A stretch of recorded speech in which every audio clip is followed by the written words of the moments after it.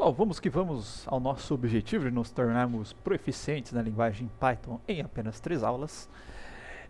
Nessa primeira parte desta primeira aula, eu vou dar uma parte um pouco mais teórica, conceituar a vocês o que é o Python, como funciona o mundo Python, o que a gente vai utilizar para programar e para executar os nossos programas em Python, tá?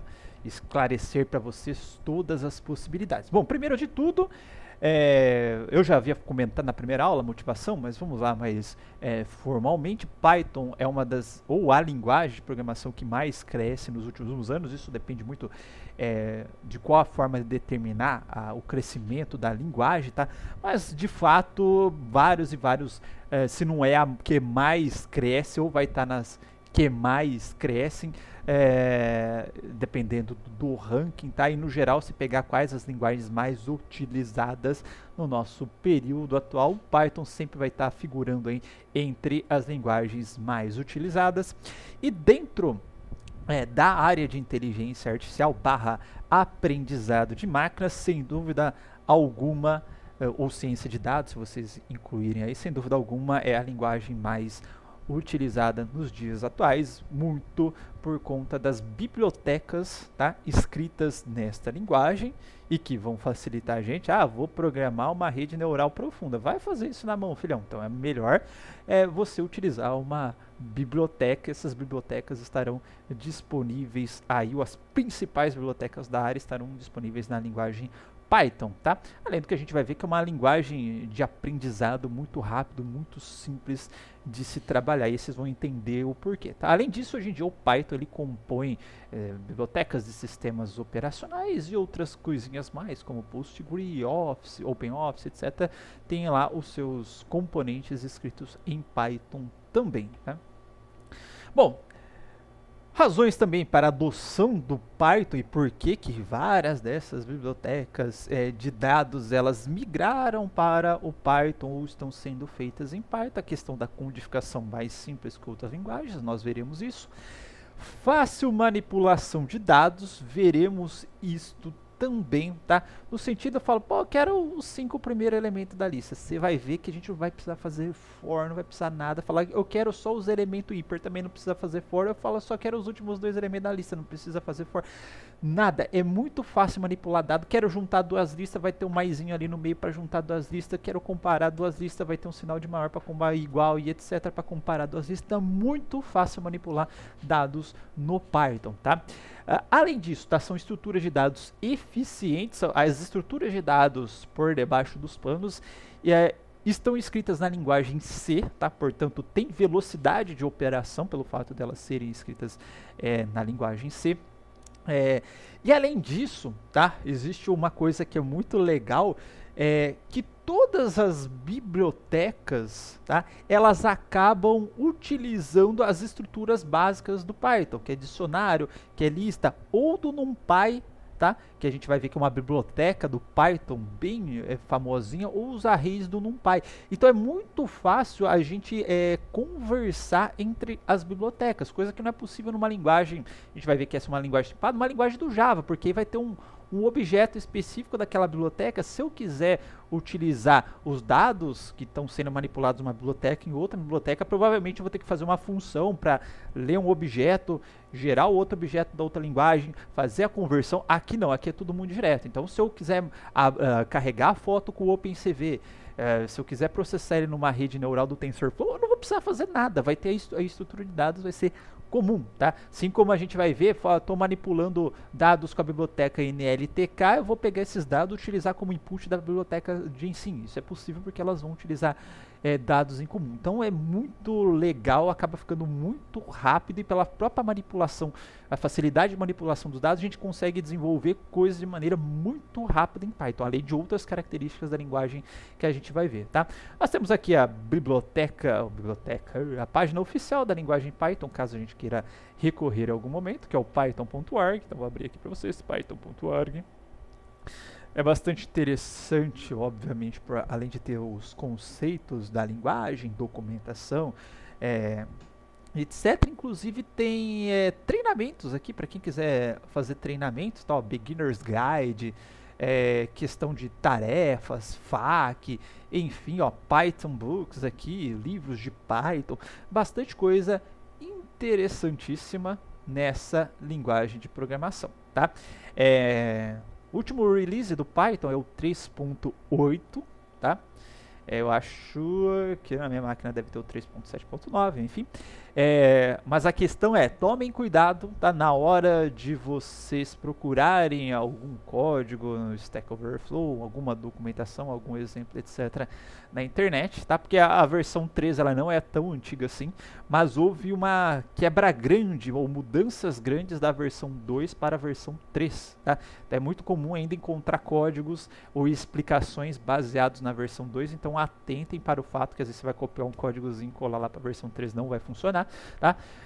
Porque desde da impressão, do print, esquema de herança múltipla de objeto alterou muita coisa da versão 2 para 3. Todos os conceitos que eu for passar aqui são relacionados à versão 3 do Python, tá? O que me preocupa é que já está chegando quase na 4 daqui a pouco, aí eu tô com medo de ter uma outra quebra grande de paradigmas aí, mas enfim, tá? Tudo que eu passar vai ser na versão 3. Então, se alguém tiver curiosidade, etc, tá? Tem coisas bem legalzinhas para fuçar aqui na página do Python, tá? Tem até uma questão de jobs aqui para quem tiver interessado. Bom, voltando, tá? A versão 3, desculpa, né, a versão 3.7 mais recente, a versão 3 foi de 2008, tá? Eu falei que apesar disso ainda tem bastante coisa na versão 2. Mas o Python em si, tá? Ele é muito antigo, tá? Mas antes de chegar na sua versão 1, de fato, ele foi desenvolvido lá na década de 90, tá? E demorou aí para embalar, tá? Só mais recentemente aí que a gente começou a ouvir falar muito do Python, tá? Ele é desenvolvido pela aquela página, se vocês forem ver, é o Python Software Foundation, tá? É um desenvolvimento comunitário e aberto, tá? Desenvolvimento da linguagem. Bom, algumas características da linguagem Python, alto nível, então não vai ser nada parecido com a Assembly, tá? A gente vai programar em alto nível, lá como a gente está acostumado em Java, tá? É uma linguagem interpretada, assim como o Java, o que vai permitir aquele conceito de write once, run everywhere, tá? Anywhere, desculpa, que é o WARA, tá?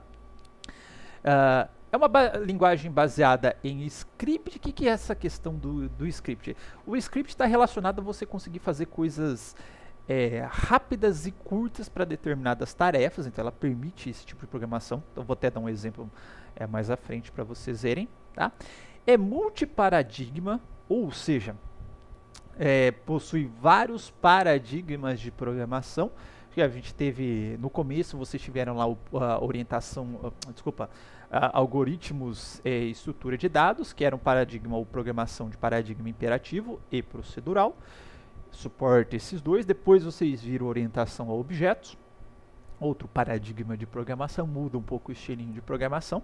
O Python suporta todos esses até esse momento e também suporta a programação funcional.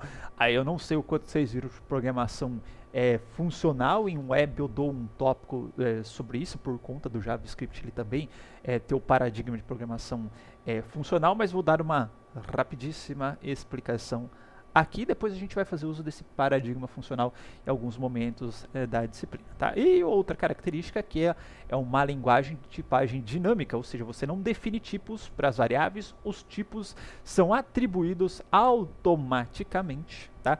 De acordo com o valor da variável que você coloca ali, tá? Obviamente que eu posso forçar uma conversão de tipos em algum determinado momento. Então, por exemplo, se eu passei uma string 10 e eu quiser converter isso para o inteiro, eu posso forçar essa conversão de tipo. Mas como eu passei string 10, automaticamente a variável que receber string 10 vai ser do tipo string, tá?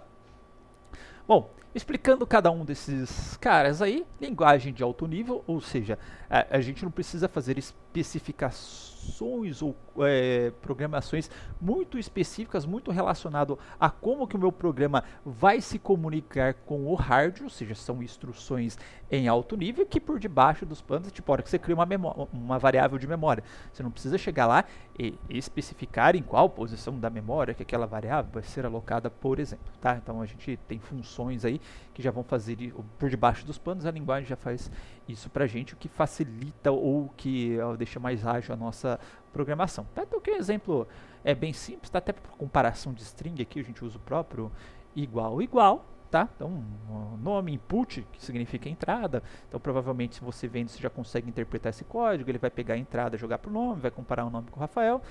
If, né? Então, if, se o nome for igual a Rafael, imprima fiu. Tá? Então, eu consigo ler a linguagem e falar o resultado dela. Um outro exemplo que eu coloquei bastante interessante de linguagem de alto nível, tá? É que perceba o seguinte, vamos falar o seguinte, tá? A nota tem que ser entre 0 e 10. Para ser válida, né? Se a gente fosse falar na notação matemática, a gente colocaria um menor igual, né? A nota, tipo 0 menor igual nota, menor igual a 10, ou seja, a nota tem que estar entre o intervalo de 0 e 10. Se a gente for fazer operação matemática. Aqui a gente consegue escrever dessa forma como a gente faria numa notação matemática na folha mesmo, tá? Então, nota igual a 15, if nota ela for menor igual a 0 e menor, desculpa, aqui é maior, né? Maior ou igual a 0 ou menor ou igual a 10, ou seja, se tiver entre 0 e 10, a nota é válida, se não inválida. Aqui ele imprimiu a nota inválida para mim. Consigo especificar intervalos, então, para o número, como se a gente estivesse fazendo no papel. Tá? Então, bem legal, bem alto nível essa linguagem. Tá? Além disso, é uma linguagem interpretada, como eu já falei, né? Implementando o paradigma WORA, tá? Write once, run everywhere, tá? Por padrão, tá? Mas existem vários utilitários para você converter códigos Java em bytecodes de outra linguagem, como Java, compilar para C, tem vários utilitários para isso, mas a priori o WORA sempre vai ser interpretado. E ele não gera aquele bytecode intermediário .class, por exemplo, para você mandar o .class para quem vai o .py, até porque todo paradigma de desenvolvimento Python é para ser aberto, tá? Já que ela é uma linguagem aberta. Então aqui tem um exemplo de uma linguagem interpretada, da interpretação da linguagem. Eu fiz um script, eu vou explicar como que a gente faz o script .py, ó, tá todo o códigozinho aqui para calcular o índice de massa corporal. E tá aqui, ó, eu invocando o Python 3, a versão 3 do Python. Por padrão, ó, se eu colocar na linha de comando, deixa eu abrir um outro terminal aqui e ampliá-lo.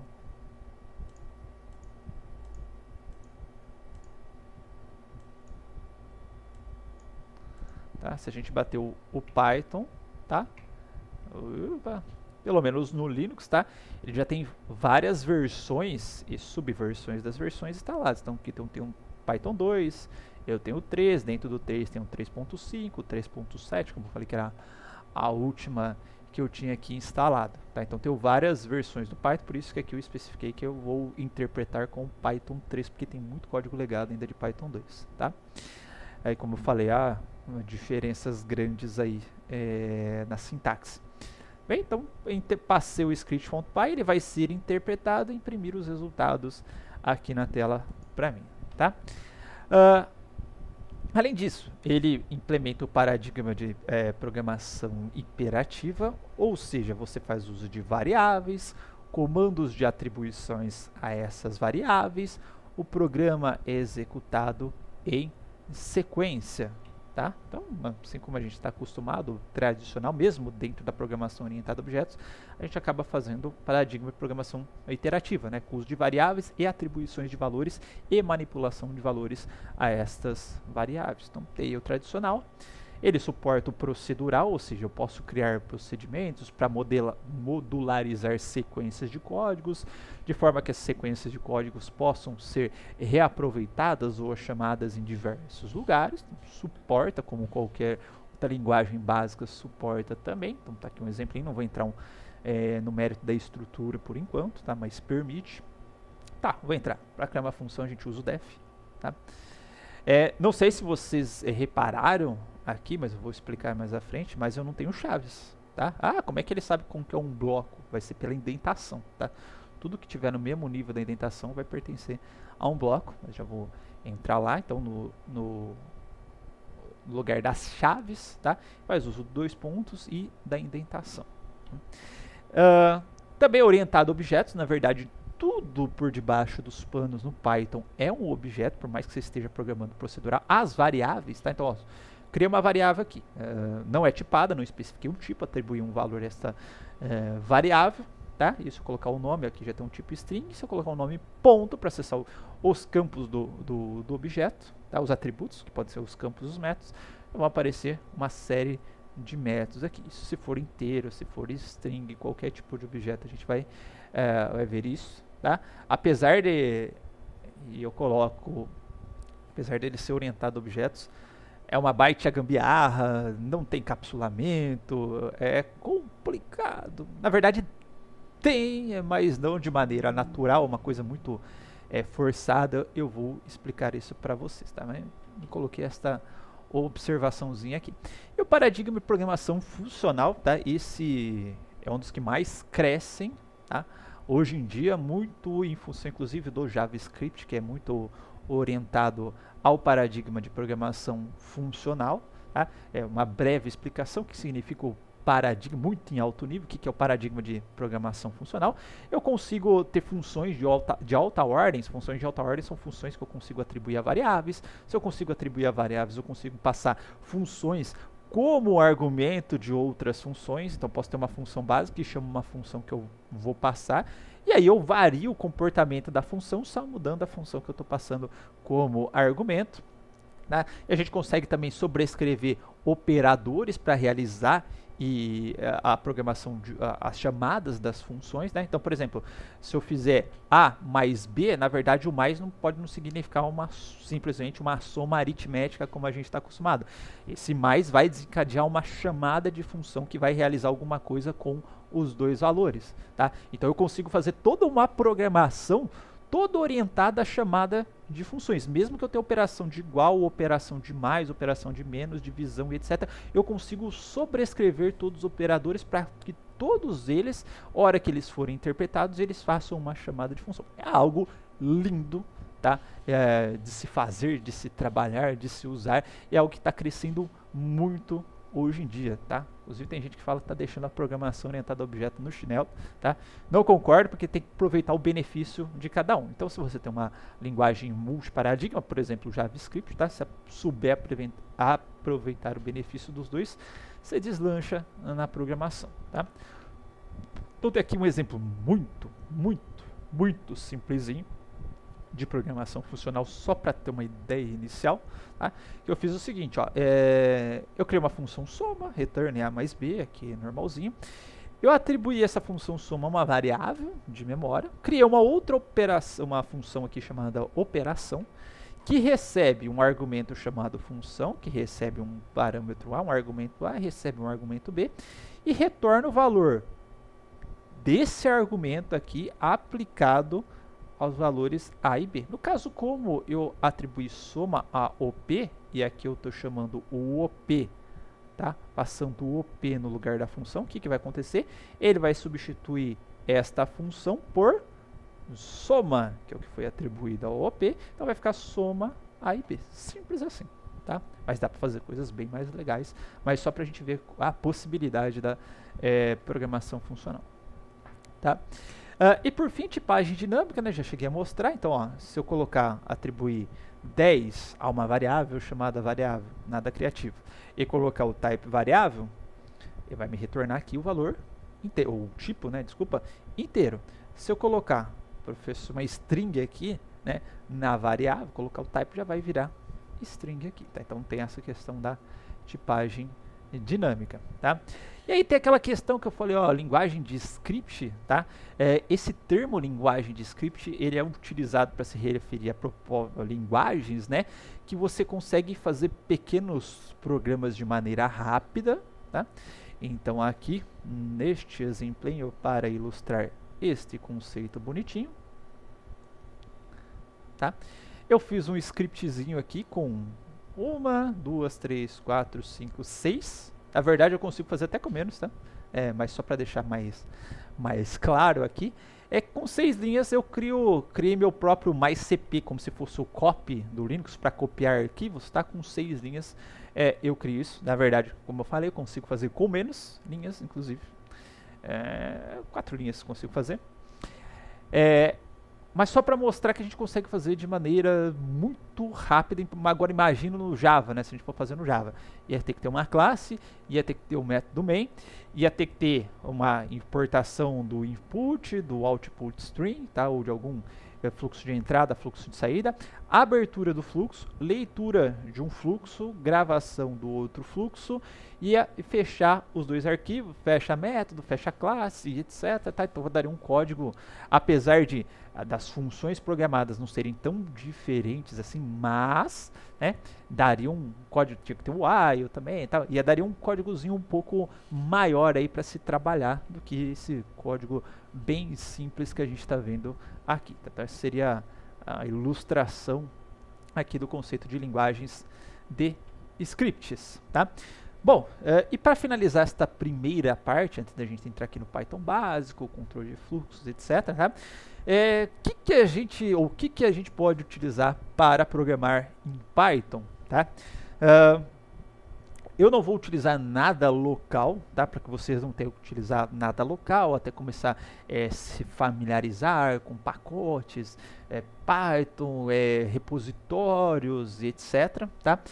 Eu vou utilizar uma programação, um ambiente de programação que já vou falar que é o Colab, que é o do Google, tá? Que fica tudo programado na nuvem desde que você tenha uma conta Google e tudo que a gente precisar usar basicamente já vai ter instalado lá, então por questões de facilidade, tá? De explicação. Mas você quer programar na sua máquina, tá? Quero começar a programar, não quero saber do Google, etc. Quero programar localzinho aqui, tá?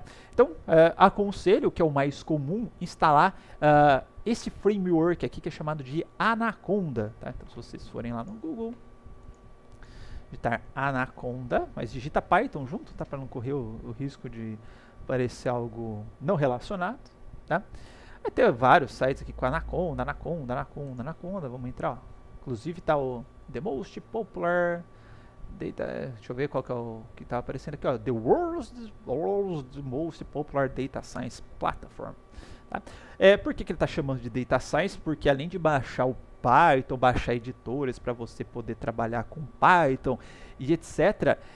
Ele já tem uma série de, já vem com uma série de coisas instaladas, tá, para você aplicar ou para você fazer uso para o Data Science. Então já vem uma série de bibliotecas Data Science, já vem outras ferramentas desenvolvidas em Python para o Data Science, como é o caso do Orange, já vem com R, que é uma outra linguagem para Data Science também instalada, tá? Então é bem legalzinho, tá?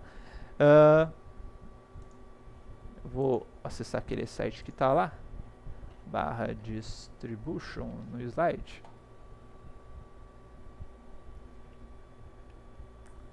Tá? Data Science Toolkit, acho que mudou. Deixa eu ver aqui.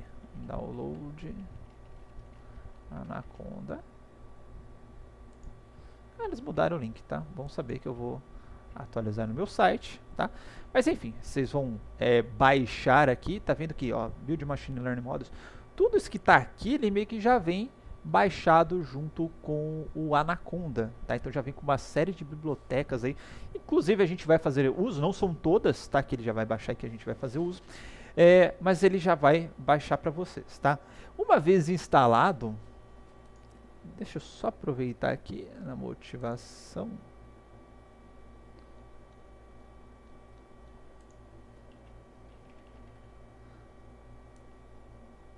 Bom, esse site ele cai lá também, né? Então isso que eu não tinha percebido. Uma vez instalado, tá? Vocês vão abrir, o meu tá um pouco mais modesto de instalações, tá? Mas ele vai ter esse Anaconda Navigator aqui, tá?